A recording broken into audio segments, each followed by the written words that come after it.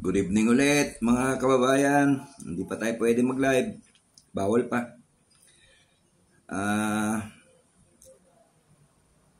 Mention ko lang. Ngayon may numero na tayo. May mga number na tayo ng ating kandidato. Okay?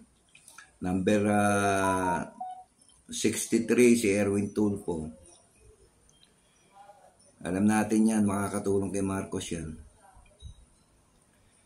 Number 33, si Pampilo Lacson. Neutral yan. Maganda yung neutral dahil kumbaga magiging judge sila Magiging judge sila ng impeachment ni Sara. Si number 59, Tito Soto. Number 1, please, huwag natin kalimutan si Benhur Abalos. Number 1. Nako, hindi nyo makakalimutan nyo. Number 1. Basta ilagay nyo number 1. Si Benhur Abalos. Okay? Number 50, si Manny Pacquiao. Matututo rin yan. Hindi naman katulad yan ni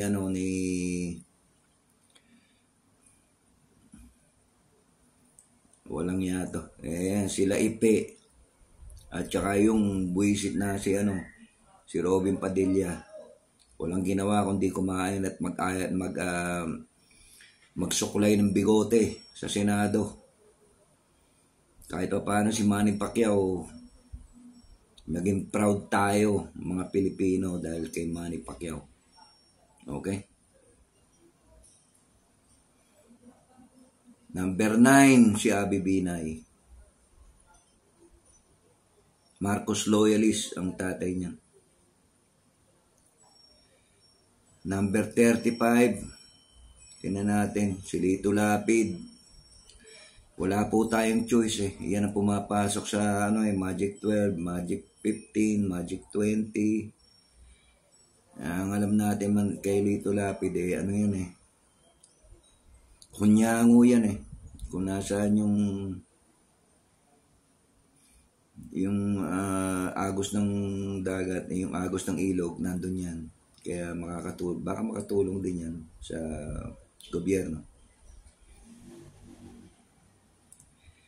Number 11, si Bong Revilla. Babato ka na magkapatid na Remulla yan. Pag hindi pag hindi nagtinuyo ang hayop niya. Huwag kayong maglala. Kung anong sinabi ng mga Remulla brothers, sigurado doon yan. Number 45, sana si Heidi Mendoza makapasok sa top 20. Kaya hindi pa natin sigurado, sana makapasok siya sa top 20. Dahil marami talagang ugong-ugong na sa mga vloggers, especially mga PBBM vloggers na boboto nila yan.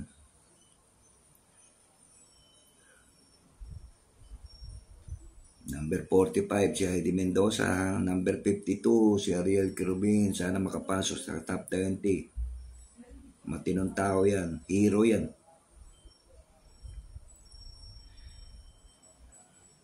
Number 5, si Bam Aquino. Kahit na oposisyon yan para sa akin, okay lang yan. Open naman tayo sa oposisyon Yung legal na oposisyon, okay lang.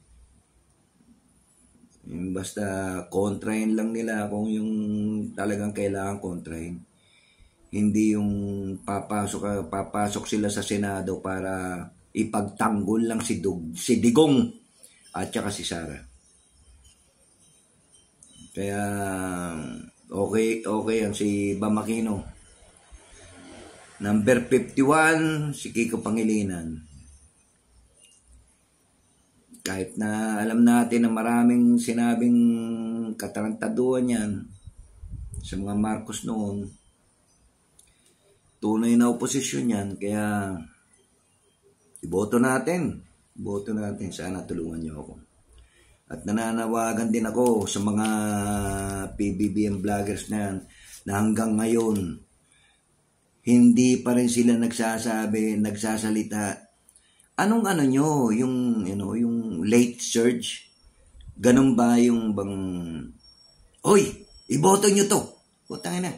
Bukas na ang botohan, no? Tapos sasabihin na, ayan na, si Enzo Recto, hindi hindi PBBM supporter yan. Okay lang. Yung mga, yung ano niya, sila, sila Brosa, sila, lahat. Mag-isip-isip ka naman, Enzo Recto. Alam mo namang hindi mananalo yung sila Brosas. Alam mo namang walang pag-asang manalo. Tulungan mo naman kami. Okay? Ako iboboto kita sa boboto kita. Sa, yung bunyog party list mo. Boboto kita. Ikaw ang iboboto ko. Tutulungan kita, pero tulungan mo naman kami mga BBBM supporter. Takero, magsalita ka na. Hanggang ngayon sinasabi mo, 3 pa rin, 4 pa lang din yung sinasabi mong yung ipapasok mo na bay magsalita ka na. Malapit ng botohan. Ano bang kailangan? Magkaabutan pa ba? Para bumanggit kayo ng pangalan? Ganun ba yun? Si Coach, isa rin. Coach, please. Alam ko, ayaw mong, Coach Jared, ayaw mong magsalita. Pero yung kailangan magsalita ka rin. Makakatulong yan. Makakatulong yan sa mga loyalista. Magsalita ka na kahit na sino iboto mo. Basta sabihin mo yung 12 mo. JDB, please. JDB, magsalita ka na rin. Hanggang ngayon, ganun pa rin kayo. 4 lang, 5 lang. Ay, naku, walang niya kayo. Si Kakopi, si Batang Maynila Toits, si Mark Ramos,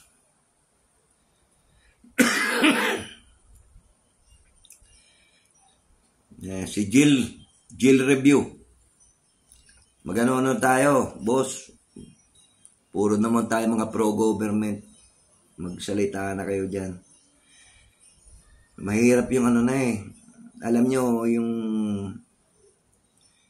yung botante ng PDP, yung mga tangang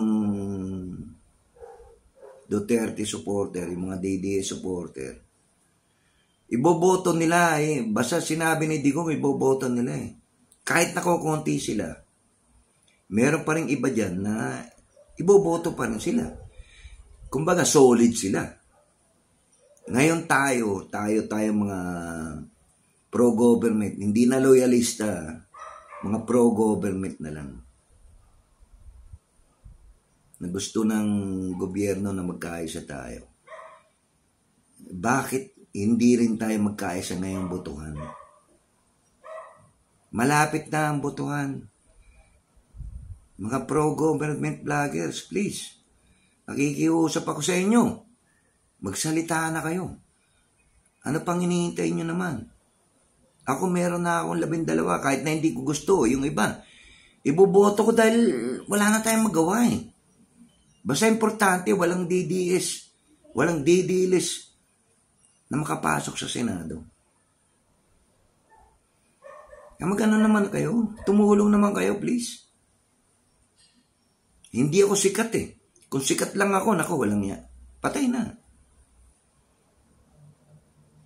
Ako, konti lang ang followers ko Kaya, hindi pa ako pwede mag-live na ngayon dahil binigyan ako ng 7-day suspension. Kaya, please, mga PBBM, tulungan nyo ako. Magkaisa tayo. Okay? Malapit ng botohan. Tulungan tayo, magtulungan tayo.